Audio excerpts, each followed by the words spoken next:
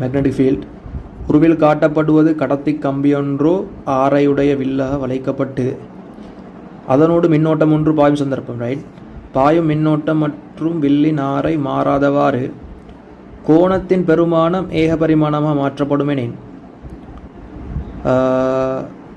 என்ன சொல்கிறாங்க எனின் அதாவது பிஓ அந்த ஓவில் காந்தப்பாய் அடர்த்தி இடையிலான சரி அதாவது டீட்டாவுக்கும் இந்த பிஓவுக்கும் இடையிலான மாறல். சரி, இப்போ இந்த இடத்துல முதலாவது உங்களுக்கு தெரியும் சாதாரணமாக இப்படி தானே இருக்குது. சாரி, ஒழுங்காக வரைஞ்சு கொள்வோம். இப்படி தான் இருக்குது அந்த வீல். அப்போ இந்த மாதிரி இருக்கும். சரியா வட்டமாக வரும். வட்டமாக இது வட்டமாக இல்லை ஒழுங்கா. சரி, அப்போ நீங்கள் சரியாக வரைஞ்சா வட்டம் மாதிரி வரும். வட்டத்தில் ஒரு பகுதி. இந்த இடத்துல எப்படி கரண்ட் வருது. சரி, இந்த வட்டத்தில் மையம். இந்த இடத்துல கரண்ட் ஐ, அதே கரண்ட் இங்கே ஓடுது, அதே கரண்ட் வருது, இங்கே கரண்ட் போகுது. சரி, கரண்ட் போகுது. உங்களுக்கு தெரியும் இந்த ரெண்டு நேரிய கம்பிகளாலையும் இந்த பிஓ ஓவில் ஒரு காந்தப்பாற்றத்தி வராது. காரணம் என்னென்னா அவங்கள நீட்டினா ஓக்குள்ளால போகுது. ஸோ இந்த ரெண்டு நேரிய கம்பிகளாலையும் ஓவில் ஒரு காந்தப்பாற்றத்தி உருவாகுது. இவங்க சொல்கிறாங்க இதில் டீட்டான்னு சொல்கிற கோணம் இந்த கோணம் தான் டீட்டா, இந்த கோணம் டீட்டா. அப்போ உங்களுக்கு தெரியும் அந்த கோணம் டீட்டான்னு சொன்னால் இந்த கடத்தி கம்பியை உள்ளடக்கிற அந்த கோணம்னு சொல்லலாம். அந்த கோணம் எங்களுக்கு தேவை. மொத்த கோணம் 2π ரேடியன், 2π மைனஸ் டீட்டா. இப்படிதானே 360 பாயின்னா 2π ரேடியன், 2π மைனஸ் டீட்டா. அப்போ உங்களுக்கு தெரியும் பிஓன்னு சொல்கிறது சாதாரணமாக ஒரு முழு வட்டம்னு சொன்னால் μ0I/2 2r, அரை வட்டம்னு சொன்னால் μ0I/2 2r தரவைகள் அரைவாசி, கால் வட்டம்னு சொன்னால் கால்வாசி தர μ0I/2 2r. அப்போ இதில் எத்தனை மடங்கு கோணம் 2π மைனஸ் டீட்டா. இப்போ என்ன வரும் 2π மைனஸ் டீட்டாவின் கீழ் 2π அப்படி தானே இன்டூ μ0I/2 2r. ஸோ இதை நான் கொஞ்சம் உடம்படுத்தி எழுதுகிறேன். இந்த பிஓன்னு சொல்கிறது ஏன்னா தனித்தனியாக பிரித்து எழுதினா 1 மைனஸ் டீட்டாவின் கீழ் 2π இன்டூ μ0I/2 2r. சரி, இவ்வாறு நான் எழுதுகிறேன். விளங்கு தானே பாருங்கள். ப்ராக்கெட்டை நீக்கி minus μ0I/2 2r into theta இந்த ஒன்றை பெருக்கினா தனியாக μ0I/2 2r அப்படி தானே. சாரி, இதில் μ0I டீட்டாவின் கீழ் 4πr பெருக்கினா கீழே 4πr. இதுதான் பியூ. ஸோ அந்த அடிப்படையில் எப்படி ஒரு வடிவம், இது எப்படி ஒரு வடிவம் ஐசமான் கிட்டத்தட்ட மைனஸ் ஒரு gx plus C, minus gx plus C அப்படி தானே. ஸோ இந்த இடத்துல இப்படி கிராஃப் இந்த மாதிரி ஷேப்பில் வரும். வெட்டுத்துண்டு ப்ளஸ் படித்திறன் மைனஸ்.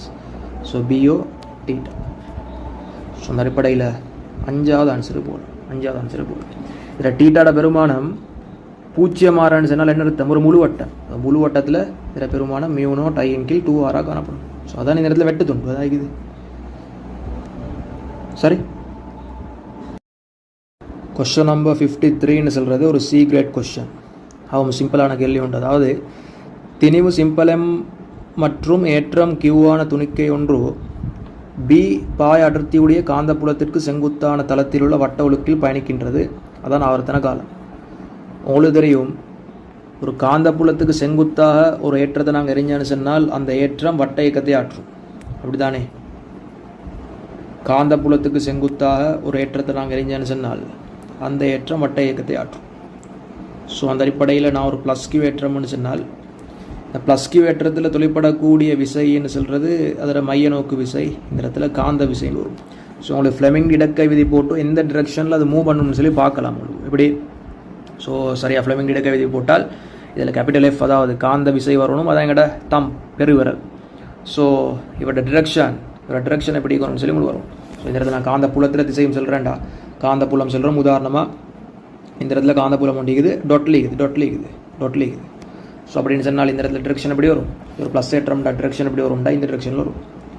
ஸோ விட்டவே எப்படி வரும். ஸோ இந்த மாதிரி டிரெக்ஷனில் வட்டை கதை ஆற்று. சரி, முழுமையாக ஒரு காந்த புலத்திலேயே கூடிய ஒரு செட்டப்பில் நாங்கள் ஒரு ப்ளஸ் கியூ ஏற்றத்தை இந்த மாதிரி எரிஞ்சால் இந்த ப்ளஸ் கியூ ஏற்றம் இந்த மாதிரி வட்டை ஆற்றும். ஸோ அந்த அடிப்படையில் உங்களுக்கு இந்த மையத்தை நோக்கி நீங்கள் F7MA போட்டால்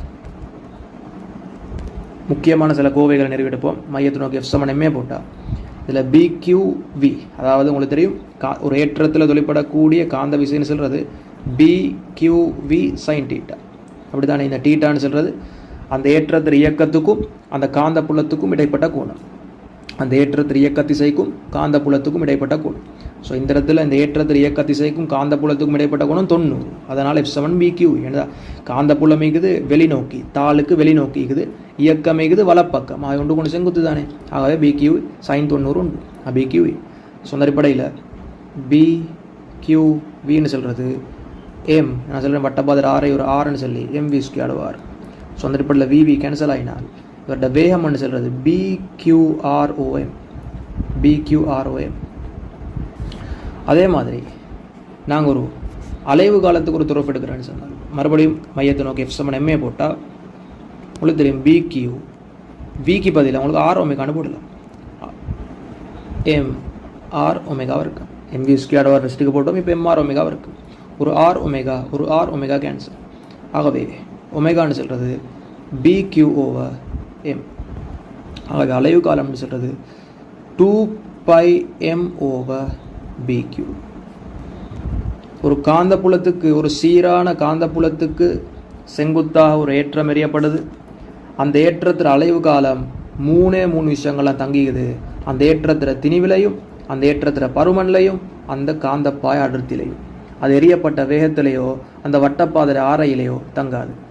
உதாரணமாக ஒரு ஏற்றத்தை ஒரு குறித்த காந்த புலம் இருக்குது, ஒரு குறித்த ஏற்றத்தை நான் உதாரணமாக ஒரு V என்ற கதியில் எறிகிறேன். அதே ஏற்றத்தை அதே காந்த புலத்துக்கு செங்குத்தா இன்னொரு சந்தர்ப்பத்தில் 2V என்ற கதியில் எறிகிறேன். எந்த சந்தர்ப்பத்தில் அந்த ஏற்றத்தில் ஆவர்த்தன காலம் கூடனு எதிரார். 2 சந்தர்ப்பங்கள்லையுமே ஆவர்த்தன காலம் சமன். ஏண்டா 2 சந்தர்ப்பங்களையும் ஒரே ஏற்றம், ஒரே திணிவு, ஒரே Q, ஒரே காந்த புலம், அவை T மாறாது. அப்போ இந்த இடத்துல V என்ற சந்தர்ப்பத்தில் RRஐடைய வட்டத்தில் போகுதா, 2V என்ற சந்தர்ப்பத்தில் 2R என்ற Rஐடைய வட்டத்தில் போகும். என்ன சொன்னால் ஒமேகா மாறாது தானே. ஒமேகான்னு சொல்கிறது BQ/M. ஆகவே உங்களுக்கு தெரியும் V∗R⍵ ஒமேகான்னு சொல்கிறது V/R. அப்போ இந்த வேகத்துக்கும் ஆரைக்கும் இடையிலான விகிதம் மாறாது. ஸோ அதாவது இந்த கான்செப்ட். ஸோ அந்த அடிப்படையில் ஆவர்த்தன காலம் 2πm/BQ. ஸோ 2πm/BQன்னு சொன்னால் ரெண்டாவது ஆன்சருக்கு போகலாம். கொஸ்டின் நம்பர் 54 சொல்கிறது ஒரு B கிரேட் கொஸ்டின். I மின்னோட்டத்தை கொண்டு செல்லும் RI/R அரைவட்ட கம்பி ஒன்று அதன் தளம் பாயாற்றத்தி B உடைய ஒரு சீரான காந்தப்புலத்திற்கு செங்குத்தாக உருவில் காட்டப்பட்டுள்ளவாறு வைக்கப்பட்டுள்ளது. கம்பி மீது தொழிற்படும் விசையின் திசையும் பருமனும். ஸோ ஒரு ஏற்றம் ஒரு காந்தப்புலத்தை இயங்குதுன்னு சொன்னால் அதில் தொழிற்படக்கூடிய காந்த விசை F7BQV sin θ பேசின மாதிரி இந்த இடத்துல ஒரு காந்தப்புலத்தில் ஒரு கடத்தி ஒன்று வைக்கப்பட்டிருக்குது. ஒரு காந்தப்புலத்தில் கடத்தி ஒன்று வைக்கப்பட்டிருக்குது.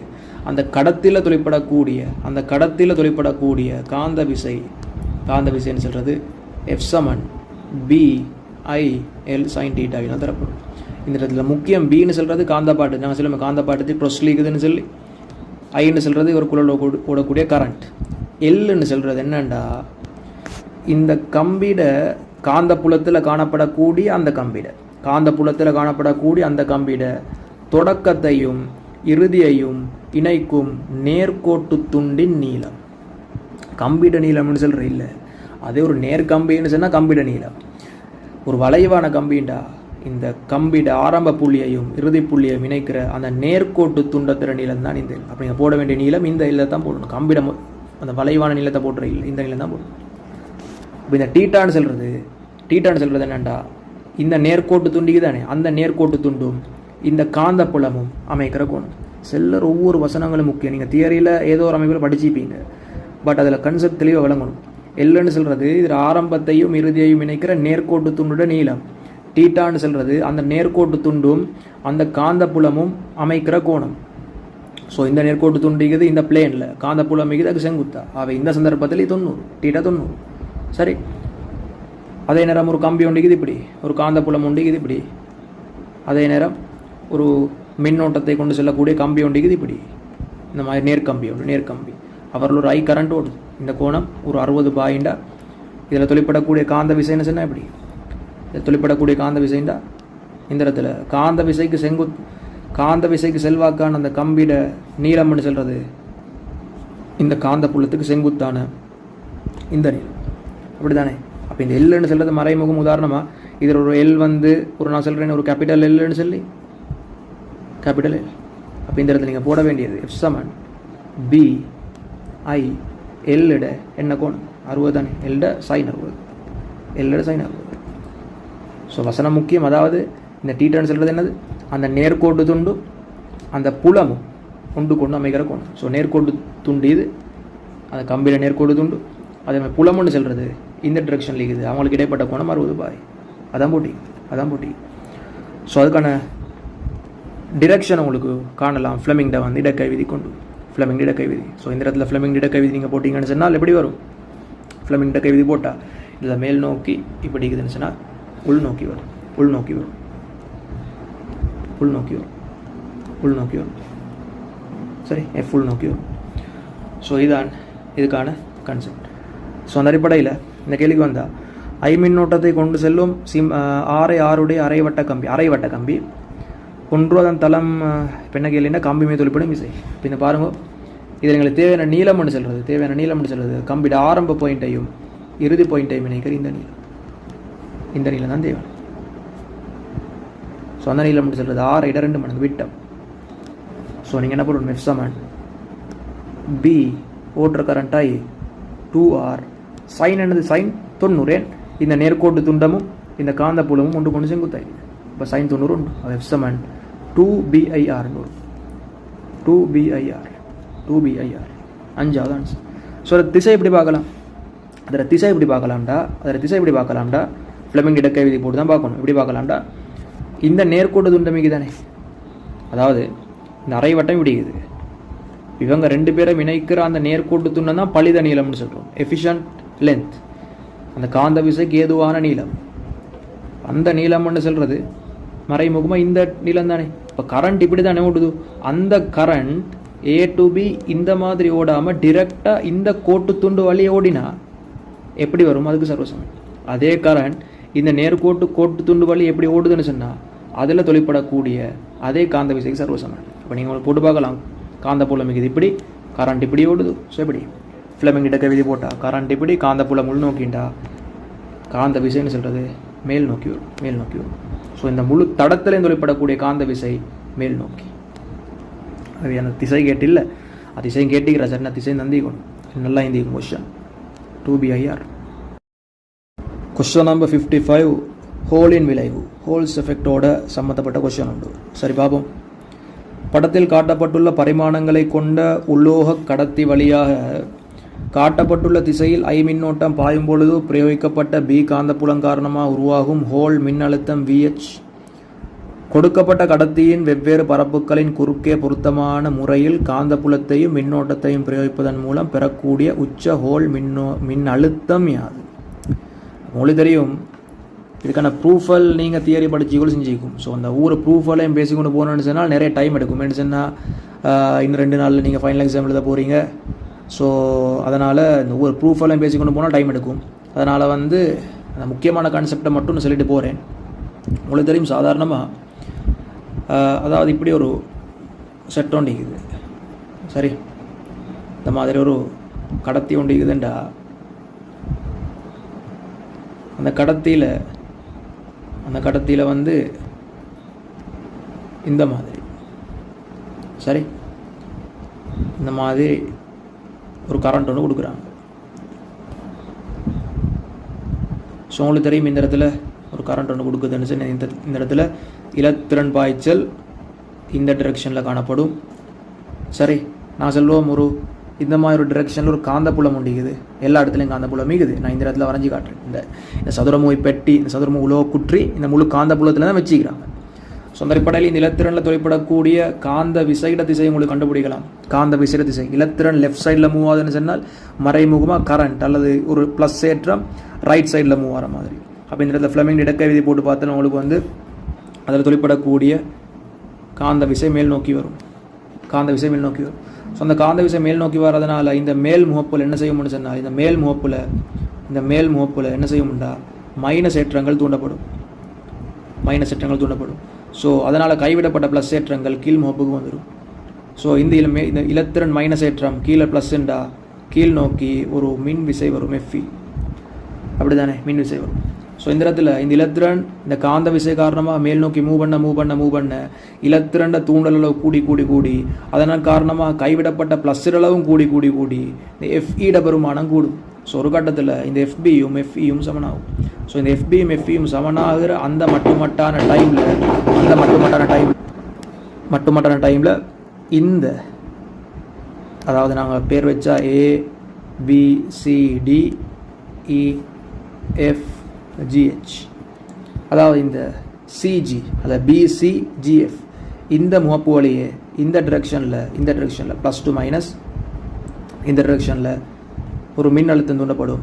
அந்த மின் அழுத்தம் VHன்னு சொல்கிறோம். ஸோ அந்த VHன்னு சொல்கிறது ஹோலின் அழுத்தம். அப்படி தானே சாதாரணமாக ஒரு ப்ளஸ் தட்டோண்டு இப்படி இருக்குது, இங்கே பாருங்களேன், ஒரு ப்ளஸ் தட்டோண்டு கீழ் லீக்குது, மைனஸ் தட்டோண்டு மேல் லீக்குது. அப்போ இந்த இடத்துல ஒரு மின்புலம் எப்படி காணப்படும்? ஒரு மின்புலச்சரிவு எப்படி இருக்கும்? ப்ளஸ் டு மைனஸ் மின்புலச்சரிவுன்னு காணப்படும். ஸோ உங்களுக்கு தெரியும் மின்புலச்சரிவின் திசை வழி அல்லது மின்புலக்கோட்டின் திசை வழி அழுத்தம் குறைவடையும். ஸோ இந்த இடத்துல ஒரு பெரிய ஒரு அழுத்தம், இந்த இடத்துல சின்ன அழுத்தம். ஆகவே நான் சொல்கிறேன் இந்த பாயிண்ட் ஒரு A, இந்த பாயிண்ட் ஒரு Bன்னு சொல்லி, இந்த இடத்துல VA மைனஸ் VB தான் இந்த இடத்துல காணப்படக்கூடிய மின் அழுத்தம் டெல்டா V. அந்த டெல்டா Vக்கு தான் நாங்கள் இந்த இடத்துல சொல்கிறோம் VHன்னு சொல்லி, ஹோல்ஸ் வோல்டேஜ்னு சொல்லி. சரி, அந்த அடிப்படையில் அப்போ நீங்கள் நிறுவல் செஞ்சு பார்த்தேன்னு சொன்னால் இந்த இதுக்கு BQV என்று வரும், இந்த இடத்துல EQ வரும். So QQ cancel. இந்த Vன்னு சொல்கிறது என்னன்னு சொன்னால் அழுத்தம் அல்ல, இவர்கிட்ட இல்லத்திரண்ட வேகம். நான் உதாரணமாக ஒரு யூண்டு போடுவா, ஒரு யூண்டு போடும், இப்போ BQ இன்ட்டு U. அப்போ இந்த இடத்துல உங்களுக்கு வரும் BUன்னு சொல்கிறது ஈண்டு வரும். அதுக்கப்புறம் உங்களுக்கு I சமன் VANE என்ற சமன்பாடு போட்டு உங்களுக்கு இந்த இடத்துல ஈக்கு பதிலாக டெல்டா V/D போட்டு உங்களுக்கு ஹோலின் அழுத்தம் டெல்டா Vன்னு சொல்கிறது உங்களுக்கு எப்படி வரும்? BIN கீழ் NQTன்னு வரும். அல்லது Qக்கு பதிலாக ஈண்டு போடலாம், இலத்திரண்டு ஏற்றம். ஸோ இதான் அந்த ஹோலின் அழுத்தம் VHன்னு சொல்கிறோம். ஸோ அந்த அடிப்படையில் இதில் முக்கியம் என்னென்னா, இந்த Bன்னு சொல்கிறது காந்தப்புலம் எல்லாருக்கும் தெரியும், காந்தப்புல செறிவு அல்லது காந்தப்பு அடர்த்தி. ஐன்னு சொல்கிறது ஓடுற கரண்ட். என்னன்னு சொல்கிறது என்னென்னா ஓரலகு கனவளவில் உள்ள அந்த குறித்த உலோகத்தில் காணப்படக்கூடிய ஓரலகு கனவளவில் உள்ள சுயாதீன இலத்திரன்கள் எண்ணிக்கை. இந்த என்னன்னு சொல்கிறது ஒவ்வொரு கடத்தி மாறுபடும். அப்போ ஒரு குறித்த உலோகத்துக்கு இந்த எண் மாறிலி. உதாரணம் ஒரு Fe இரும்பு எடுத்தேன்னு சொன்னால் அந்த இரும்புக்குரிய என்னன்னு சொல்கிறது மாறிலி. அது மாதிரி அலுமினியம் எடுத்தேன்னு சொன்னால் வேறு பெருமானம். அப்போ இந்த இடத்துல ஒரு உலோகத்தில் கடத்துதிறன் கூட உங்களுக்கு தெரியும், உலோகங்களில் கடத்துதிறன் ஆகும் கூடியது, கடத்துமாற்றல் நல்லா கூடியதாக இந்த இடத்துல என்னது, அதாவது AG, அதாவது வெள்ளி. கடத்துதிறன் ஆகும் கூடியதான் AG வெள்ளி. ஸோ இந்த வெள்ளிக்குரிய எண்ட பெருமானம் நல்லா கூடுதலாகும். ரெண்டாவது செப்பு கோப்பார். சரி, அப்போ இந்த கடத்துதிறன் கூடின ஆக்களுக்கு வந்து எண்ட பெருமானம் கூடுதலாகும். இந்த Qன்னு சொல்கிறது இலத்திரண்டு ஏற்றம். இந்த Tன்னு சொல்கிறது வெரி இம்பார்ட்டன்ட், காந்தப்பாய அடர்த்தியின் திசையிலான குற்றியின் நீளம். Very very important. BN நீங்கள் ப்ரூஃப் பண்ணால் சரியாக வரும், அது நான் ப்ரூஃப் ஒன்று எழுதையில். BN திசையிலான கடத்தியின் நீளம், BN திசையிலான கடத்தியின் நீளம். அப்போ யார் BN திசை? இந்த B திசைக்கு இந்த டிரெக்ஷனில் இந்த F2G. ஸோ ஆவே BN திசையிலான கடத்தியின் நீளம்னு சொல்கிறது, இந்த கடத்தி குற்றிட நீளம்னு சொல்கிறது இந்த FG லென்த், இந்த லென்த், இந்த தான் T, இந்த F2G லென்த். ஆகவே அதுகள் உங்களுக்கு தெரிஞ்சுக்கும். ஸோ அந்த அடிப்படையில் இவர் என்ன சொல்கிறாங்க, ஒரே கரண்ட் ஓடுது, ஒரே கரண்ட் தான் ஓடுது, ஒரே காந்த புலம். அவை இந்த VH வந்து VHன்னு சொல்கிறது BIN கீழ் NQT தானே, அல்லது NET அப்படி தானே. ஸோ அந்த அடிப்படையில் இந்த மாதிரி செட்டப்பில் வந்து ஹோல் அழுத்தம் வந்து VH. அப்போ நீங்கள் இந்த செட்டப்புக்கு வந்து ஹோலின் அழுத்தம் சமன்பாடு போட்டிங்கன்னு சொன்னால், நீங்கள் இந்த செட்டப்பில் ஹோலின் அழுத்தத்துக்கான சமன்பாடு போட்டிங்கன்னு சொன்னால், இந்த செட்டப்பில் ஒரு தந்திக்கிற படத்தில் நீங்கள் ஹோலின் அழுத்தத்துக்கான இதை போட்டிங்கன்னு சொன்னால் உங்களுக்கு வரும் காந்தப்புலம் எந்த டிரெக்ஷனில் இருக்குது, காந்தப்புலம் காட்டிக்கிறார் மேலேருந்து கீழே. அப்படி நீங்கள் போடக்கூடிய அந்த Tன்னு சொல்கிறது காந்தப்புலத்திற திசையில், காந்தப்பாய் அடர்த்திர திசையிலான கடத்தி குற்றே நீளம். ஸோ அந்த நிலைக்குத்தா கீழ் நோக்கின்னு சொல்கிறது இந்த நீளம். போட வேண்டிய நீளம்னு சொல்கிறது இந்த நீளம், இதுதான் T, இந்த T. அந்த அடிப்படையில் இவருக்கு வரும் உங்களுக்கு இப்படி VHன்னு சொல்கிறது BI இன் கீழ் என் இலத்திரம் தானே இன்டூ டி. டிக்கு பதிலாக இந்த லென்த்னு சொல்கிறது ஆர்ஆர் எல்னு சொல்லி எல். இவர் தான் விஹெச். இவர் என்ன கேட்குறார்? பெறக்கூடிய உச்ச ஹோல் மின் அழுத்தம். இப்போ அதாவது இப்போ இந்த முகப்பு காட்டுகிறார், இந்த முகப்பையும் அங்கே பின்னிக்கிற முகப்பையும் வச்சு தான் கரண்ட் ஓட்டுற மாதிரி. இன்னொரு ஆள் செய்யலாம். இப்படி இன்னொரு ஆள் செய்யலாம். இந்த முகப்பையும் அதே மாதிரி இந்த டிரெக்ஷனில் வரக்கூடிய இந்த முகப்பையும் இப்படி ஒரு கடத்தி ஒன்றை நினச்சி கரண்டோட வைக்கலாம். இன்னொருத்தர் மேல் உள்ள முகப்பையும் கீழுள்ள முகப்பையும் அப்படி ஒவ்வொரு முகப்புலையும் நாங்கள் கரண்டோட டிரெக்ஷனை மாற மாற மாற வச்சா எந்த சந்தர்ப்பத்தில் மேக்ஸிமம் ஹோலின் அழுத்தம் வரும்னு கேள்வி. அப்போ நான் கேட்குறேன், நீங்கள் எந்த முகத்தில் செட் பண்ணான்னு சொன்னாலும் இந்த பி மாறாது, கரண்ட் மாறாது, என்னென்னு சொல்கிறது மாறாது. என்னென்னு சொல்கிறது குறித்த கடத்திக்கு ஒரு மாறிலி, இந்த இலத்திரண்டு ஏற்றம் மாறாது. அப்போ என்ன சொல்ல வரேன், எந்த சந்தர்ப்பத்தில் இந்த டி குறவாகுதோ அந்த சந்தர்ப்பத்தில் பிஹெச் கூடுதலாகிக்கும். நீங்கள் சொல்லுங்களே, இதில் எந்த சந்தர்ப்பத்தில் டி குறவாக வந்திக்கணும்? இந்த டீட மினிமம் வெளியே இந்த கேபிட்டல் எல் தான். நீங்கள் மற்றொரு முகத்தில் செட் பண்ணேன்னு சொன்னால் உங்களுக்கு டீக்கு பதிலாக 3L வந்திக்கும். இன்னொரு முகத்துக்கு செட் பண்ணிங்கன்னு சொன்னால் டீக்கு பதிலாக 2L வந்திக்கும். அப்படி தானே? ஸோ இந்த இடத்துல எங்களுக்கு காந்தப்பாயற்றத்தின் திசையிலான நீளம்னு சொல்கிறது ஆகும் குறவாயிக்குது. இந்த இல்லை வெல்தானே ஆகும் குறவு. ஸோ ஆகவே அந்த குறவான சந்தர்ப்பத்தை படத்திலே காட்டுகிறார். ஆகவே இந்த இடத்துல எங்களுக்கு என்ன ஆன்சர் போகலாம்? அதே விஹெச் மாறாது. சரி, ஆகவே ரெண்டாவது ஆன்சரு போகலாம். கொஸ்டின் நம்பர் 56ன்னு சொல்கிறது ஒரு சி கிரேட். இதுக்கான கான்செப்ட் நாங்கள் பேசினோம். அதாவது ஒரு சீரான காந்தப்புலத்திற்கு செங்குத்தாக ஆறுடைய வட்டப்பாதையில் இயங்கும் ஒரு மின்னேற்றப்பட்ட துணிக்கை உருவில் காட்டப்பட்டுள்ளவாறு ஒரு மெல்லிய அலுமினிய தாட்டினூடாக ஊடுருவுகின்றது. இங்கு ஊடுருவலால் துணிக்கையின் தொடக்க இயக்கப்பாட்டு சக்தியில் அரைவாசி இழக்கப்படும். அதாவது இந்த இடத்துல ஒரு இயக்க சக்தி ஈழ வந்தால் இந்த இடத்துல வெளியேறக்குள்ள இயக்க சக்தி E/2 ஆகும். மறைமுகமாக என்ன அர்த்தம்? இந்த இடத்துல இயக்க சக்தி ஆரம்பத்தில் உதாரணமாக ஒரு 1/2 MV வர்க்கம் ஆகிக்குதுண்டா, இப்போ 1/2 MV வர்க்கம் திங்கில் 2. மறைமுகம் திணி கொண்டு மாறாது. மறைமுகம் என்ன நடந்துக்குது? இந்த வேகம் அல்லது கதின்னு சொல்கிறது √2ஆல் குறைஞ்சிக்குது. இப்படி தானே? V/√2 முழுவதையும் வர்க்கம் தானே. உதாரணமாக இந்த இடத்துல வரக்கூடிய அந்த இலத்திரண்ட வேகம் வீண்டா வெளியேறக்குள்ள V/√2 ஆகிக்கும். V/√2 ஆகிக்கும். இப்போ உங்களுக்கு தெரியும், ஒரு காந்தப்புலத்துக்கு செங்குத்தாக ஒரு ஏற்றம் இயங்குதுன்னு சொன்னால் சரி, நாங்கள் மையத்தினை F7MA போட்டு நாங்கள் நிறுவியெடுத்தோம். F7MA போட்டு நிறுவியெடுத்தோம். BQVன்னு சொல்கிறது MV²R. ஸோ அந்த அடிப்படையில் ஒரு VV கேன்சல், Vன்னு சொல்கிறது BQROM. இந்த இடத்துல ஊடுருவலுக்கு முந்தியும் தான் ஊடுருவலுக்கு பின்பும் தான் பியும் மாறாது, கியூவும் மாறாது, எம்மும் மாறாது. V நேரது சமனார். ஆகவே அந்த அடிப்படையில் V வேகம் மிகக்குள்ள ஆரம்பத்தில் R ஐண்டா, இப்போ வேகம் V/√2 மாறிக்குது. ஆகவே R R/√2 மாறும். R/√2 மாறும். ஆக R/√2ன்னு சொன்னேன். ரெண்டாவது ஆன்சர் வரும். கொஸ்டின் நம்பர் 57ம் ஒரு சி கிரேட். அதுவும் அதே மாதிரி கான்செப்ட் நினச்சிட்டேன். முறையே M1 M2 திணிவுடைய Q2 Q எனும் ஏற்றங்களையும் AB என்ற இரு ஏற்றப்பட்ட துணிக்கைகள் ஒரு சீரான காந்தப்புலத்திற்கு செங்குத்தாக உருவில் காட்டப்பட்டுள்ளவாறு R2R எனும் ஆரைகளை உடைய வட்டப்பாதைகளில் இயங்குகின்றன. AB ஆகியவற்றின் கதிகள் முறையே V1, V2 எனின் இன் விகிதம். ஸோ அதே நிறுவல் F7MA போட்டால் BQV சமன் MV²R. இப்போ VV கேன்சல் ஆயினா இந்த இடத்துல என்ன வரும்? அதாவது மறைமுக MV பெருக்கம்னு சொல்கிறது BQR. இந்த MV பெருக்கம்னு சொல்கிறது மறைமுக அந்த குறித்தேற்றத்தில் உந்தம்னு சொல்கிறது MVன்னு சொல்கிறது BQR. ஸோ அந்த அடிப்படையில் இந்த M1 திணிவுடையவர் அவருடைய வேகம் V1. அப்படி தானே? M1 திணிவுடையவருடைய வேகம் V1. அதே மாதிரி M2 திணிவுடையவருடைய வேகம் V2. அப்போ M1 ஏற்றம் Q, மற்றவர் 2Q. உங்களுக்கு வரும் எப்படி கேட்குறாரு என்னன்னு சொன்னால் M2 V2வின் கீழ் M1 V1. ஆகவே M2 V2வின் கீழ் M1 V1 சொல்கிறது ஒரே காந்தப்புலமாக B இன்டூ Q2. ரெண்டாவது ஏற்றம் 2Q அவர்கிட்ட RI அவர் போகிற RI என்னவா முறையே R,2R எனும் ஆரைகளோட வட்டம். அதாவது M1 திணிவுடையவர்ட RI R, M2 திணிவுடையவர்ட RI 2R. இவருக்கு RI வரும் 2R கீழ் அதே B ஏற்றம் Q இன்டூ R.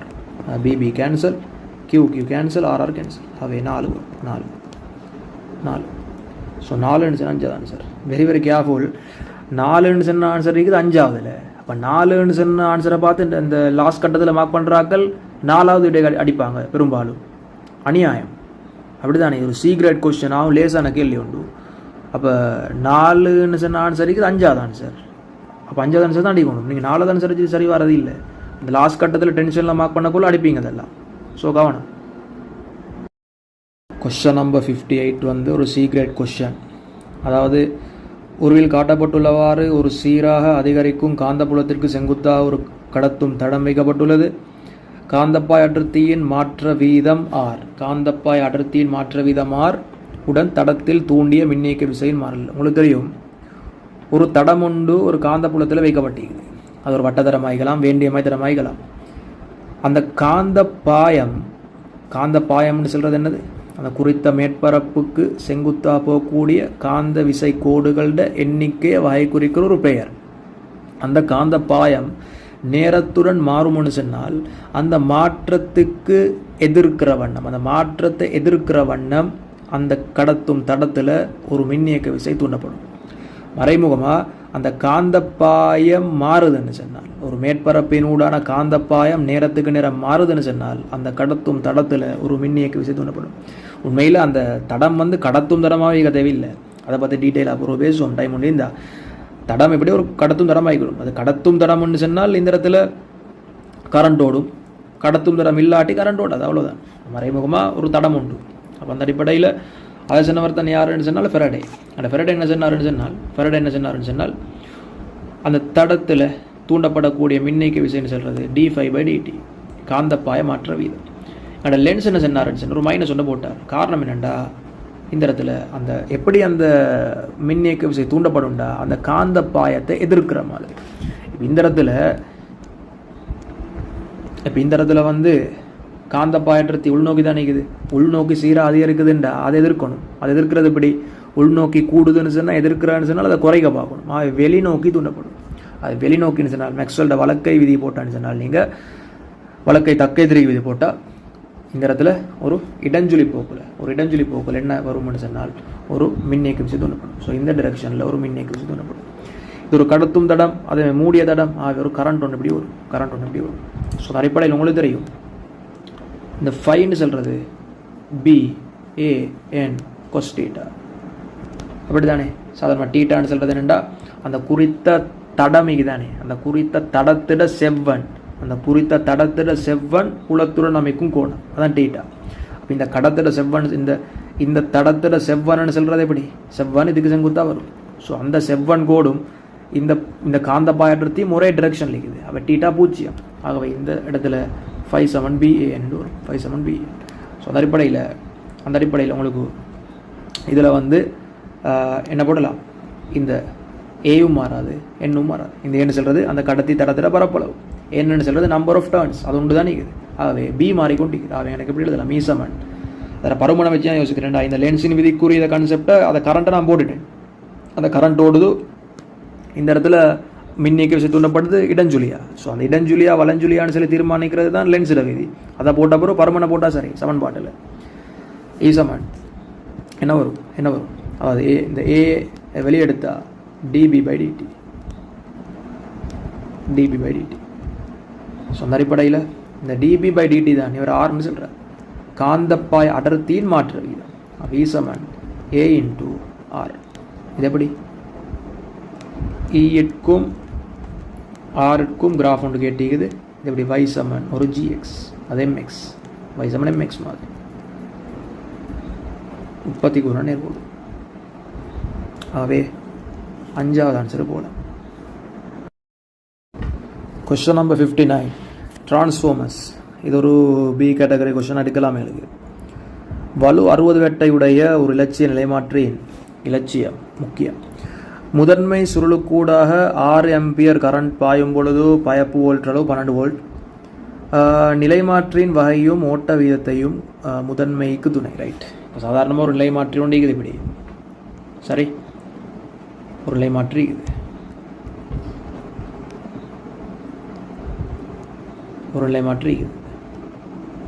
அந்த நிலைமாற்றி ஒரு இலட்சியமாகும். இலட்சியம்ண்டா இந்த இடத்துல இன்புட்டில் என்ன பவர் இருந்துச்சோ அவுட்புட்லேயும் அதே பவர் காணப்படணும். ஸோ அந்த அடிப்படையில் உங்களுக்கு தெரியும், முதன்மை சுருளுக்கூடாக 6 ஆம்பியர் கரண்ட் ஓடிச்சாம். அதில் பயப்பு வோல்ட் அளவு 12 வோல்ட். ஸோ பயப்பு வோல்ட் அளவுன்னு சொல்கிறது இந்த இடத்துல அவுட்புட் வோல்டேஜ் வந்து 12. தெளிவாகிக்கணும், இந்த இடத்துல நாங்கள் பேசக்கூடிய வோல்டேஜ் ஆகிக்கலாம் இந்த 6 ஆம்பியர் கரண்ட் 12 வோல்ட் இது எல்லாம் என்ன, அதாவது ஒரு டிரான்ஸ்ஃபார்மர் எப்படி ஒர்க் பண்ணும்னு சொன்னால், இந்த முதன்மை சுருளில் வந்து நாங்கள் ஒரு பெரிய ஒரு வோல்டேஜ் எல்லாம் கொடுத்தோன்னு சொல்லி இந்த வோல்டேஜில் பருமனுக்கு ஏற்ற மாதிரி எல்லாம் இந்த இடத்துல அவுட்புட்டில் வந்து எங்களுக்கு ஒரு மின்னோட்டமோ ஒரு வோல்டேஜோ தூண்டப்படுது. அதாவது அந்த முதன்மை சுருளில் இந்த சுருளில் ஓடக்கூடிய கரண்ட் நேரத்துக்கு நேரம் மாறணும்.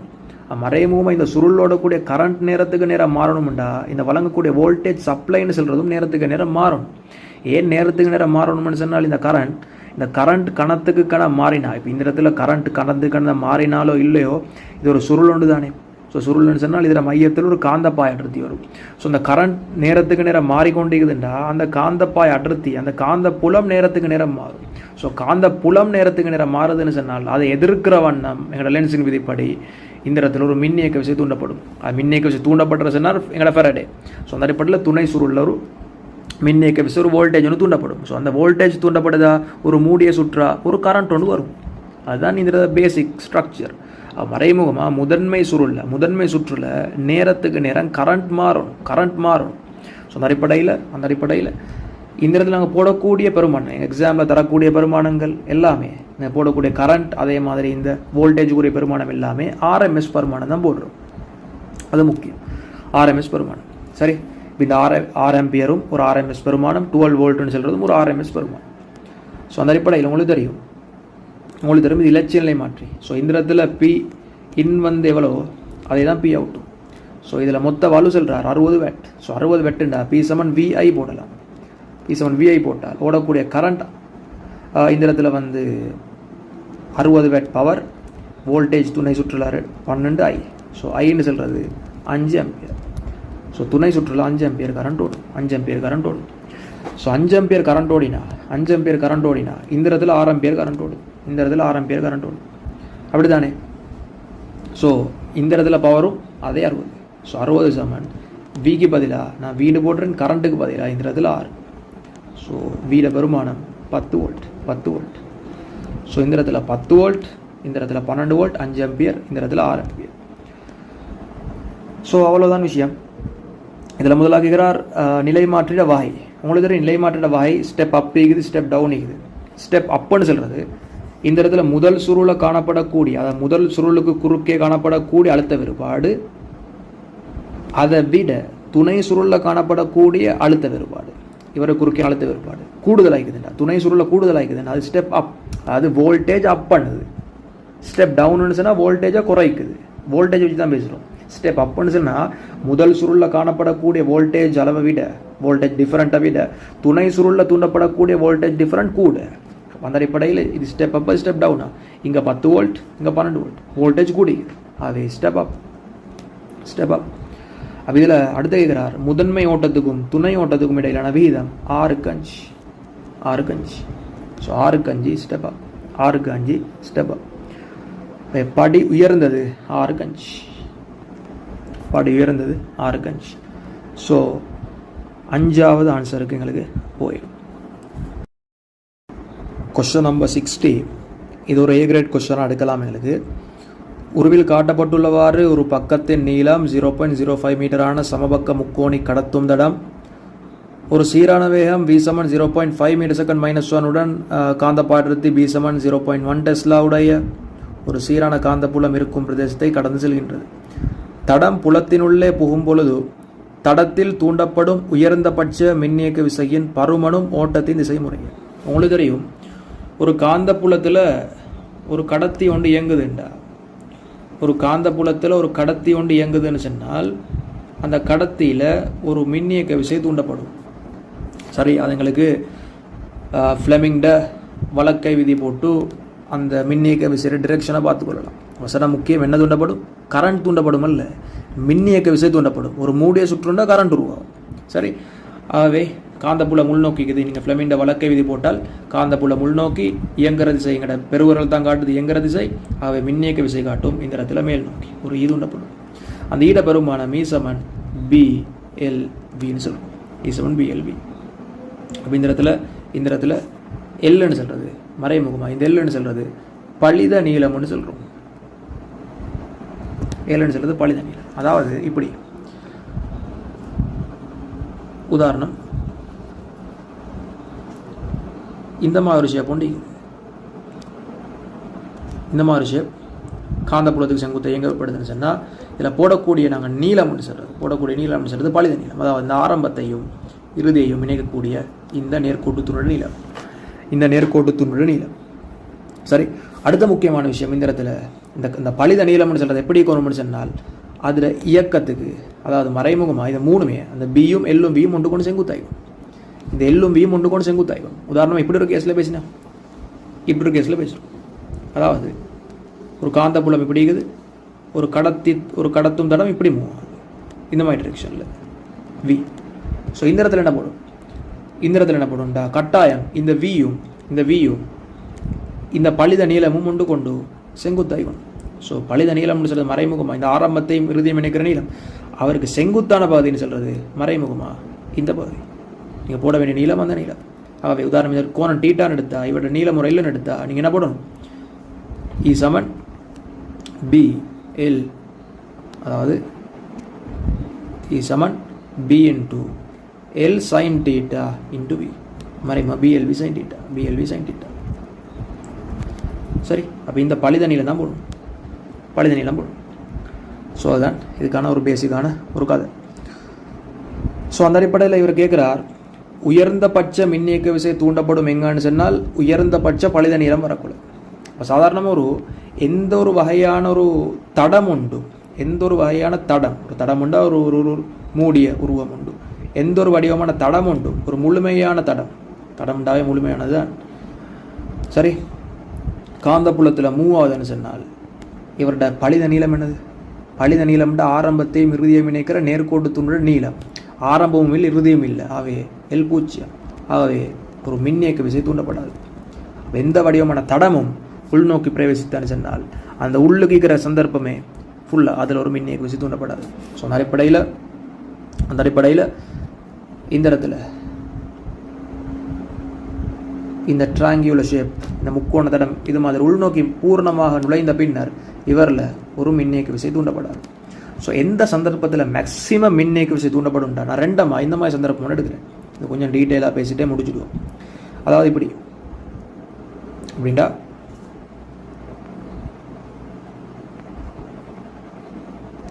அதாவது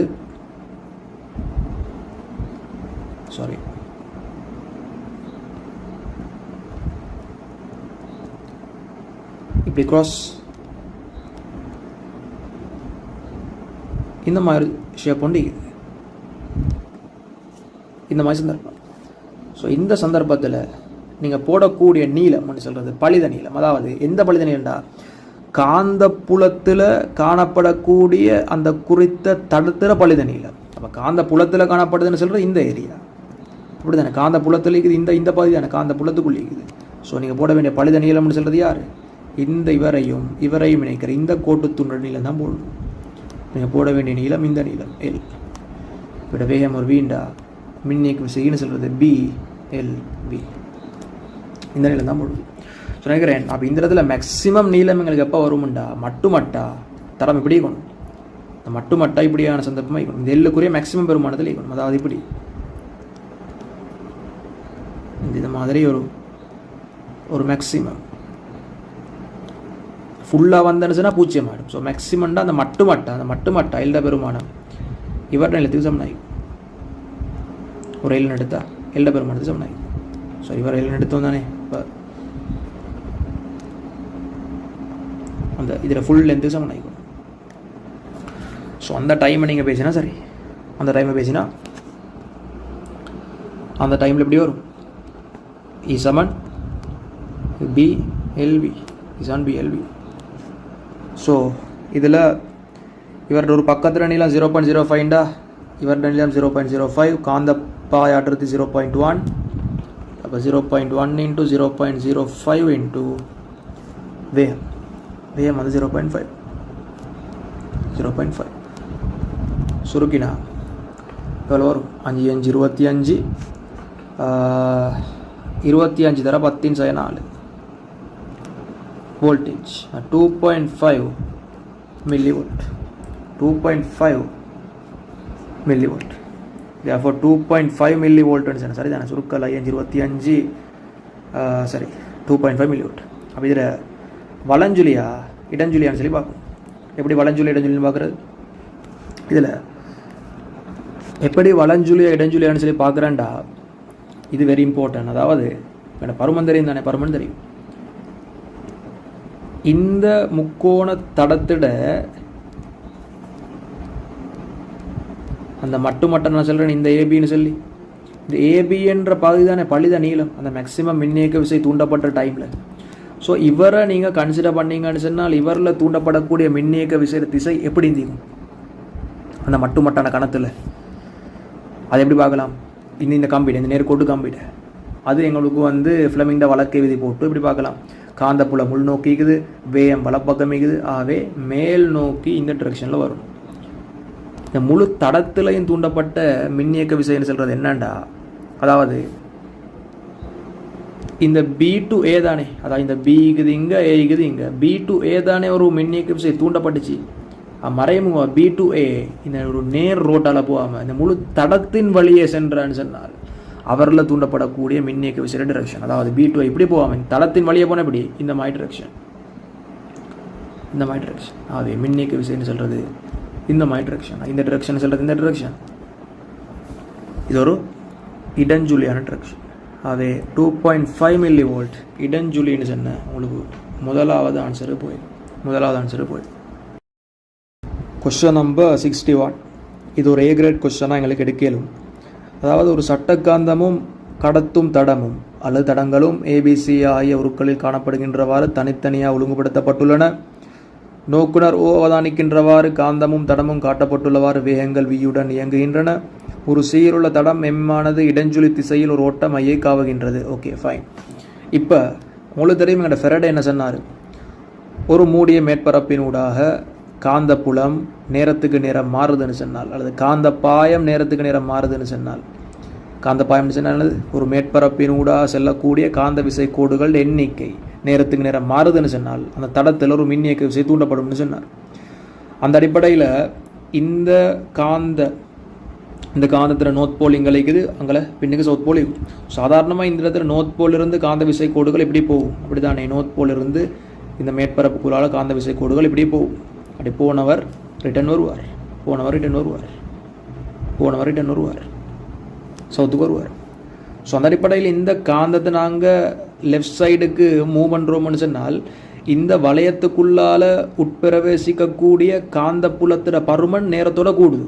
உண்மைதானே? காந்த பாயத்திற அளவு கூடுது. ஏண்டா லெஃப்ட்டுக்கு மூவ் பண்ண உள் நோக்கி செல்லக்கூடிய, ஏன்னா சாதாரணமாக எல்லா இடத்துலையும் காந்த விசை கோடு சென்றிருக்கும், இப்படி எல்லா இடத்துலையும் சென்றிருக்கும். இப்போ நாங்கள் லெஃப்ட் சைடுக்கு மூவ் பண்ண போல இந்த வளையத்துக்குள்ளால் போகக்கூடிய காந்த விசை கோடுகள் இன்றைக்கி அதிகரிக்குது. ஆகவே இடப்பக்கம் காந்த பாயம் அதிகரிக்குது. ஸோ இது எதிர்க்கிற வண்ணம், எங்களோட லென்ஸின் விதிப்படி அதை எதிர்க்கிற வண்ணம் எந்த டிரெக்ஷனில், அதை எதிர்க்கிற வண்ணம் இந்த டிரெக்ஷனில், அதாவது ரைட் சைடில் ஒரு காந்த புலம் தூண்டப்படும். ஸோ ரைட் சைடில் ஒரு காந்த புலம் தூண்டப்படுதுண்டா கிட்டத்தட்ட எப்படி ஒரு மின்னியக்க விசை தூண்டப்படும்? இதில் எப்படி ஒரு மின்னியக்க விசை தூண்டப்படும்? இந்த இடத்துல உங்களுக்கு போட்டு பார்க்கலாம். அதாவது மேக்ஸ்வெல்ட வலக்கை தக்கை திருகு விதி மூலம் போட்டு பார்த்தா இந்த டிரெக்ஷனில் ஒரு ஐ தூண்டப்படும். ஸோ ஒரு மின்னியக்க விசை தூண்டப்படும், ஒரு மூடிய கடத்தும் தடம், ஆகவே ஒரு மின்னோட்டம் மட்டும் தூண்டப்படும். சரி, அதே மாதிரி எங்களுக்கு இந்த பி படத்தை பார்த்தா இந்த வளையம் வி நோட்டுன்ற வேகத்தில் வலப்பக்கம் மூவ் பண்ணுது. அதே மாதிரி இந்த சட்ட காந்தம் வலப்பக்கம் வி நோட்டுன்ற வேகத்தில் மூவ் பண்ணுது. அப்போ இவங்க ரெண்டு பேருக்கும் இடையில் ஒரு சார்ஃப் இயக்கம் உண்டு இல்லை. அதாவது இவங்க ரெண்டு பேருக்கு இடையில் ஒரு சார்ஃப் இயக்கம் உண்டு இருந்தால் தான் அந்த வளையத்துக்குள்ளே உட்பிரவேசிக்கக்கூடிய காந்தப்புல கோடுகள், காந்த விசை கோடுகள், காந்த பாயம் நேரத்துடன் மாறும். இவங்க ரெண்டு பேருக்கும் இடையில் ஒரு சார்ஃப் இயக்கம் இல்லைன்னு சொன்னால் இந்த வளையத்துக்குள்ளால் போகக்கூடிய காந்த பாயத்தில் எந்த ஒரு மாற்றமும் ஏற்படாது. அப்படி தானே சாதாரணமாக இந்த சவுத் போல் இந்த மேக்னெட் இப்படி இருக்குதுன்னு சொன்னால் எப்படி காந்த விசைக்கோள் வந்திக்கும் இவருக்கு சவுத் போலை நோக்கி வந்திக்கும் மேலே இப்படி வந்திக்கும் நார்த் போல் இந்த வெளியேறியது சவுத் போலுக்கு வந்திக்கும். இப்போ இந்த வளையத்துக்கும் இந்த மேக்னெட்டுக்கும் இடையில் எந்த ஒரு ஷார்ப் இயக்கமும் இல்லைண்டா இந்த வளையத்துக்குள்ளால் வரக்கூடிய காந்த விசைக்கோடுகள் எந்த ஒரு மாற்றமும் இல்லை, கிட்டத்தட்ட ரெண்டு பேருமே ஓய்வளிக்கிற மாதிரி. ஷார்ப் இயக்கம் இல்லைன்னு சொன்னால் ஆவே ஒரு மின்னியக்கு விசை தூண்டப்படாது, ஆவே கரண்ட் ஒன்று தூண்டப்படாது. அதே மாதிரி இந்த சி படத்தை பார்த்தா இந்த வளையத்தில் ஒரு கரண்ட் ஒன்று ஓடுது. ஸோ இந்த வளையத்தில் கரண்ட் ஓடுறதன் காரணமாக இந்த மாதிரி ஒரு டிரெக்ஷனில் ஒரு காந்த பாயம் உருவாகும், காந்த புள்ளச்சரி உருவாகும். ஸோ மறைமுகம் இந்த வளையம் ஒரு மேக்னெட் மாதிரி, இந்த இடத்துல நோர்த் பின்னுக்கால ஒரு சவுத் போல் மாதிரி. ஸோ கிட்டத்தட்ட இந்த படமும் ஒரே மாதிரி படம், லெஃப்ட் சைடில் மூவ் பண்ணுறார். ஸோ இந்த டிரெக்ஷன்லேயும் இந்த மாதிரி ஒரு கரண்ட் ஒன்று தூண்டப்படும். சரி, ஸோ அந்த அடிப்படையில் என்ன சொன்னால் இந்த சீன்ற படமும் ஒரு வளையம்னு சொன்னதுக்கு ஒரு மேக்னெட் ஒன்று மாதிரி, ஒரு வளையம் கரண்ட்டுக்கு ஆகுதுன்னு சொன்னால் மறைமுகமாக அது ஒரு மேக்னெட் ஒன்று மாதிரி. அந்த மேக்னெட்டை நாங்கள் இடப்பக்கம் மூவ் பண்ணுறோம், சிமிலர் டு திஸ். தேர்ஃபோர் இந்த இடத்துல ஏலையும் சீலையும் இந்த நோக்குனரோட பார்வையில் ஒரு வலஞ்சுழி மின்னோட்டம் ஓடும், ஏலையும் சீலையும். இந்த பியில் எந்த ஒரு மின்னோட்டமும் தூண்டப்படாது. ஆகவே ஏயிலும் சீலும் வலஞ்சுழி, பியில் 0 சின்னத்தினாதான் சார். ஏயிலும் பியிலும் வலஞ்சுழி முதலாவது, இல்லை ஏயிலும் சீலும் தான் வலஞ்சுழி. ஆகவே ரெண்டாவது ஆன்சரு போயிடும். கொஸ்டின் நம்பர் 62 ஒரு A கிரேட் கொஸ்டின். ஆழம் சிம்பிள் ஏயும் நீளம் சிம்பிள் பியையும் உடைய ஒரு செவ்வக கம்பித்தடம் ABCD-ஆனது உருவில் காணப்படுகின்றவாறு ஒரு உறுதியான ஓட்டம் ஐயை கொண்டு செல்லும் ஒரு நீளமான நேர்கம்பியுடன் ஒரே தளத்தில் வைக்கப்பட்டுள்ளது. தடம் வலப்பக்கத்திற்கு இயக்கப்படுகின்றது. கம்பிக்கும் தடத்தின் பக்கம் மேடிக்கும் இடையுள்ள தூரம் மாறாக இருக்கும்போது தடத்தில் தூண்டப்படும் ஓட்டம் ஐயாகும். தடத்தின் மீதுள்ள தேறிய காந்த விசையின் பருமன். ஸோ இந்த கேஸை பேசுகிறதுக்கு முந்தி, இந்த கொஸ்டனுக்கு டிரெக்டாக போகிறதுக்கு முந்தி, எப்படி இந்த தடத்தில் ஒரு மின்னோட்டம் ஒன்று தூண்டப்படுது என்று சின்ன ஒரு ஐடியா ஒன்றுக்கு வருவோம். சாதாரணமாக இந்த தடம் இப்படி ஓய்வளிக்குதுன்னு சொன்னால், தடம் ஒரு மூவ் பண்ணாமல் அப்படியே சாதாரணமாக ஓய்வளிக்குது நெடுங்களே, அப்படி ஓய்வளிக்குதுன்னு எடுத்தால் நான் கேட்குறேன், இந்த ரீஜனில் இந்த தடத்துக்குள்ளே காணப்படக்கூடிய இந்த ரீஜனில் காணப்படக்கூடிய காந்த புலத்திற திசை எப்படி வரும்? இந்த இடத்துல உங்களுக்கு சாதாரணமாக மேக்ஸ்வெல்ட வழக்கை தக்கை திருகு விதி மூலம் போட்டு பார்த்தா உள்நோக்கிய திசையில் வரும். அப்படி தானே? உள்நோக்கிய திசையில் வரும். அப்படி தானே? தூரம் போக காந்த புலத்திர பருமன் குறைவடையும். இப்போ நான் என்ன சொல்கிறேன்டா, இந்த தடத்தை நான் வலப்பக்கம் இழுத்தா, ரைட் சைடுக்கு இழுத்தா, நான் கேட்குறேன், இந்த ஓவரால் இந்த கம்பி தளத்துக்குள்ளே காணப்படக்கூடிய ரீஜனில் இருக்கக்கூடிய காந்த புலத்துக்கு என்ன நடக்கும்னு சொல்லி நினச்சிருக்கீங்க? அது வலப்பக்கம் இழுத்துன்னு போய்த்தேன்னு சொல்லி காந்த புலத்திர திசை மாறப்போது இல்லை, காந்த புலத்திர திசை உள்நோக்கி தான் காணப்படுது. நான் இப்போ என்ன கேட்குறேன்டா, இந்த கம்பித்தடம் வலப்பக்கத்தில் நாங்கள் மூவ் பண்ணி கொண்டு போகிறோம்னு சொன்னால் இந்த கம்பித்தடத்துக்குள்ளே காணப்படக்கூடிய இந்த ரீஜனில் உள்ள காந்த புலத்தில் அந்த ஓவரால் பருமன் என்ன செய்யும்? தூரம் போக μ0I/2R தானே, μ0I/2πR தானே. அப்படிங்கிற இடத்துல என்ன செய்யும்? தூரம் போக காந்த புலத்திர பருமன் என்ன செய்யும்? குறைவடையும். ஆகவே தடத்துக்கு உள்நோக்கி காணப்படக்கூடிய காந்த புலத்திட பருமன் குறைவடைதுண்டா லென்ஸின் விதிப்படி உள்நோக்கி அதிகரிக்கணும். ஸோ உள்நோக்கி அதிகரிக்கிறான்னு சொன்னால் எப்படி? உள்நோக்கி அதிகரிக்கிறேன்டா, மறுபடியும் மேக்ஸ்வெல்ட வழக்கை விதி போட்டு பார்த்தா, தக்கை திருகு விதி போட்டு பார்த்தா, உள்நோக்கி அதிகரிக்கிற வண்ணம் ஒரு மின்னியக்க விசை தூண்டப்படணும். ஸோ உள்நோக்கி அதிகரிக்கிற வண்ணம் எப்படி மின்னியக்க விசை தூண்டப்படும்?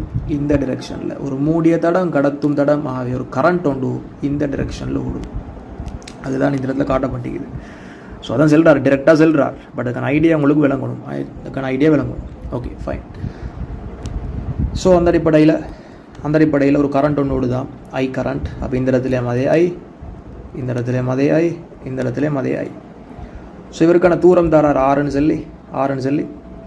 உங்களுக்கு தெரியும், தடத்தின் மீதுள்ள தேறிய காந்த விசைன்னு ஒவ்வொரு கம்பிகாலும் வரதை பார்க்கணும். நான் முதல்ல ஏடி கம்பியை பேசினேன், ஏடி என்ற கம்பியை பேசினேன். உங்களுக்கு தெரியும் டிரெக்டாக நினைவு வச்சுக்கலாம், இல்லாட்டி உங்களுக்கு தனித்தனியாக போட்டு பார்க்கலாம். இப்படி ரெண்டு சமாந்திர கம்பிகள் மிக நீளமான கம்பிகள்னு வைங்களே. ஒன்று மிக நீளமான கம்பி, இன்னும் ஒன்று சீனொரு கம்பி, ஒரு எல் நீளமான கம்பி. இது ஒரு மிக நீளமான கம்பி, ஐ கரண்ட் ஓடுது, I1 I2. உங்களுக்கு தெரியும், இந்த I1 ஓடுற இந்த கம்பியால் இந்த பாயிண்டில் வரக்கூடிய காந்த புலத்திர திசை எப்படி இருக்குது? மேக்ஸ்வெல்ட வழக்கை தக்கை திருகி விதி மூலம் போட்டு பார்த்தா உள்நோக்கி திசையில் க்ரொஸில் வரும். இப்படி தானே க்ரொஸில் வரும், காந்தப்புலம் க்ரொஸில் வரும். ஆகவே உங்களுக்கு F7BIL போட்டால் போட்டால் உங்களுக்கு தெரியும். நான் சொல்லும் இந்த தூரம் ஒரு ஆர்ன்னு சொல்லி பிக்கு பதிலாக μ0I1 2πr தான் காந்தப்புலம். இந்த கம்பியில் ஓட்டுற கரண்ட்னு சொல்கிறது I2. என்ற காந்தப்புலத்தில் ஒரு கம்பி ஒன்று கடத்தி கம்பி ஒன்றில் கரண்ட் ஓடுதுன்னு சொன்னால் அவர்கள் ஒரு காந்த விசை குறிப்பிடும். அதுதான் F7BIL. எல்லுக்கு பதிலாக அந்த காந்தப்புலத்துக்கு செங்குத்தான நீளம். அப்போ காந்தப்புலம் மீது உள்நோக்கி அவருக்கு செங்குத்தான நீளம் தான் இது எல். அப்போ என்ன வரும்? μ0I1I2 2πr × L. அப்போ இவருக்கு நாங்கள் ஒரு ஸ்பெஷலாக பேர் சொல்கிறோம். இவருக்கு ஓரலகு நீளத்தில் தொழிற்படும் காந்த விசை. இவரோட அலகு நியூட்டன் மீட்டர் -1. டிரெக்டாக கேள்விகளை கேட்டிருப்பார். ஓரலகு நீளத்தில் தொழிற்படும் காந்த விசையிட பருமன். அதை நாங்கள் எல்லால பெருக்கினா, இந்த குறித்த கம்பியோட நீளத்தால் பெருக்கினா காந்த விசை வரும். ஸோ இந்த காந்த விசையோட திசை உங்களுக்கு இப்படி பார்க்கலாம். இந்த இடத்துல திசை எப்படி பார்க்கலாம்னு சொன்னால் உங்களுக்கு ஃப்ளெமிங் இடக்க விதி போட்டு பார்க்கலாம். ஆகவே ஃப்ளெமிங் இடக்க விதி போட்டு பார்த்தால் உங்களுக்கு வரும் இந்த மாதிரி டிரெக்ஷனில் F வரும். அப்போ நாங்கள் டிரெக்டாக ஒரு சிம்பிளாக ஞாபகம் வச்சு கொண்டு செல்கிறோம். எப்படி? ஒரே திசை மின்னோட்டங்கள் ஒன்றை ஒன்று கவரும். அதே மாதிரி எதிர் திசை மின்னோட்டங்கள் ஒன்றை ஒன்று எதிர்க்கும். இந்த விசைகளை வச்சு பேசினாங்க. சரி, ஸோ அதையும் நம்மளை கேள்வி செய்கிறதுக்கு ஞாபகம் வச்சாலே. ஸோ அந்த அடிப்படையில் நீங்கள் பேசினா இந்த முடிவில் நீள கம்பி தரத்தில் போதோ மேலில் போதோ இதில் மேலே ஆவே ஒரே திசை மின்னோட்டம் ஒன்றை ஒன்று கவரினா கவர்ச்சி விசையின் காரணமாக இந்த மாதிரி டிரெக்ஷனில் வரும் ஒரு F1. அதே மாதிரி இந்த பிசின்னு சொன்ன கம்பி தரத்தை யோசிச்சா என்ன வரும்? இந்த பிசின்னு சொன்ன கம்பி தரத்தை யோசிச்சா இந்த முடிவிலி நீள கம்பியில் கரண்ட் மேலே போது இவரில் கீழே வருது. அவை எதிர் திசை மின்னோட்டங்கள் ஒன்றை எதிர்க்கும். அவர் F2. சரி, அதே மாதிரி இந்த நான் ஃபஸ்ட்டு பேசுகிறேன் முடிவிலி நில கம்பியால். அதே மாதிரி இந்த முடிவிலி நில கம்பியால் இந்த ஏபி என்ற தரத்தை பார்த்தா உங்களுக்கு காந்தப்புலம் இது உள்நோக்கி கரண்டோடு வலப்பக்கம் ஆவே காந்த விசை திசை வரும் மேல் நோக்கி. அது ஒரு F3. அதே மாதிரி டிசின்ற கம்பியில் நீங்கள் போட்டு பார்த்தால் கீழ் நோக்கி வரும் F4. சரி, F4. அதே மாதிரி இது நான் போட்ட விசைகள் நான் யாரால? இந்த முடிவில் நீள கம்பியால் இந்த தடத்தில் ஒவ்வொரு ஏரியாவில் வரக்கூடிய காந்த விசை. அதே மாதிரி இந்த கம்பி தடத்துக்குள்ளால் ஒரு இன்டர்னலாக கரண்ட் ஒன்று விடுது சிம்பிளாகி. அந்த கரண்ட்டாலையும் பாருங்களேன், அந்த கரண்ட்டாலையும் அதுக்கு ஸ்ட்ரக்சரை சரியாக விளையும் கொள்வோம். அதுக்கு பிறகு கேள்விக்கு போகும். அந்த கரண்ட்டாலையும் இந்த இடத்துல பாருங்களேன் ஏடின்னு சென்றது ஒரு கம்பி, அவர் லை கரண்ட் ஓடுது, இவர் அப்போ எதிர் திசை மின்னோட்டங்கள்டா ஒன்றுன்றது இருக்கும். பட் அவங்க ரெண்டு பேரும் பருமன்களில் சமன், அப்படி தானே, திசையில் எதிரானவங்க. ஸோ அவங்க ரெண்டு பேரும் கேன்சல் ஆகி போய்த்துருவாங்க. ஸோ அவங்கள போட்டு இந்த கேள்வி குழப்ப தேவையில்லை. குழப்ப தேவையில்லைன்னு அந்த படத்துக்குள்ளே போட்டு சிக்கலாக்க தேவையில்லைன்னு சொல்கிறேன். அப்படி தானே இவங்க ரெண்டு இந்த ஏடியும் பிசியும் எதிர் திசை மின்னோட்டம். ஸோ அவங்களுக்கு இடையே இன்டர்னல் இப்படி ஒரு எஃப் என்ற விசை, இப்படி ஒரு எஃப் என்ற விசை தொலைப்படும். பட் அவங்க ரெண்டு பேரும் கேன்சல் ஆகி போய்த்துருவாங்க. விலையில் விசைக்கு செல்வாக்கு செலுத்த மாட்டாது. ஸோ அந்த ஐடியா விளங்கணும். இந்த இடத்துல ரெண்டு பேரும் ஈக்குறாங்க, பட் அவங்க ரெண்டு பேரும் கேன்சல் ஆகி போகிறாங்க. சரி, கேன்சல் ஆகி போகிறாங்க. அப்போ கேன்சல் ஆகி போகிறாங்க. அதே மாதிரி இந்த இடத்துல இந்த ஏபிசிடி அதே மாதிரி எதிர் திசை மின்னோட்டங்கள் ஒன்றது இருக்கும். ஸோ அவங்களும் எஃப் நோட்னா அவங்க ரெண்டு பேரும் கேன்சல் ஆகி போவாங்க. இப்போ விலையுள்ள இந்த கம்பி தடத்தில் உருவாக்கக்கூடிய அந்த காந்த விசைன்னு சொல்கிறது செல்வாக்கு செலுத்துகிறார் இந்த முடிவிலி நில கம்பி. ஆனால் இந்த இடத்துல இந்த F3யும் F4வும் பருமனில் சமன். ஏன் F3யும் F4வும் பருமனில் சமன். இவங்க ரெண்டு பேரும் நீளம் சமன், இந்த குறித்த புள்ளியில் காந்த பாடுறது சமன். ஆகவே இந்த இடத்துல F3யும் F4வும் சமன். ஸோ அவங்க ரெண்டு பேரும் கேன்சல் ஆகி போய்த்துருவாங்க. அவங்களுக்கு மறைமுகமாக செல்வாக்கு செலுத்த போகிற F1 சொல்கிறது இந்த F1ம் F2 மட்டும். விலையுள் விசைன்னு சொல்கிறது F1 - F2. அவன் நீங்கள் முதலாவது F1 காணணும், அதுக்கப்புறம் F2 காணணும். ஒன்லி இந்த ஒன்றை கழிச்சா உங்களுக்கு ஆன்சர் வரும். ஆகவே அந்த அடிப்படையில்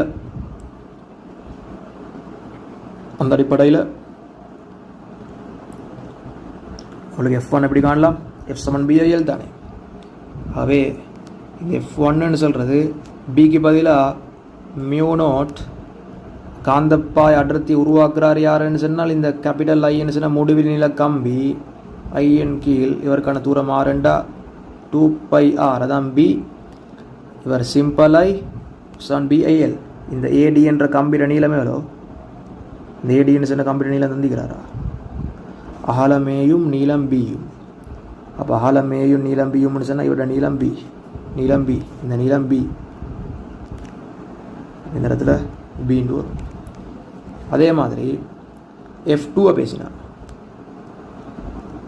காந்தப்பாய் அடர்த்தி μ0 ஐயின் கீழ் முடிவில் நில கம்பியால் வரக்கூடியது 2π இன்டு இந்த இடத்துல, அதாவது இந்த பிசின்னு சொன்ன இந்த இடத்துல தூரம் போடணும் r + a. அப்படிதான் r+a தானே.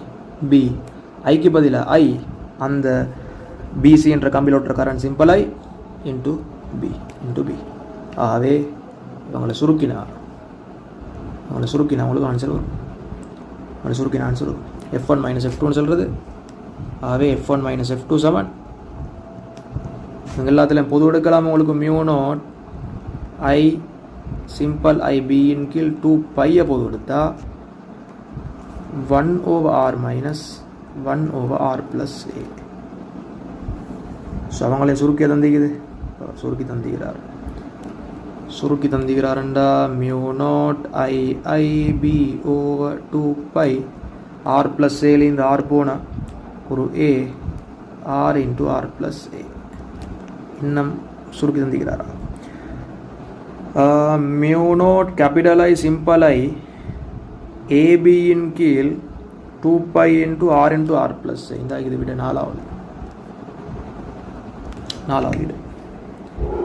விட சுருக்கலை பார்த்துக்கணும். μ0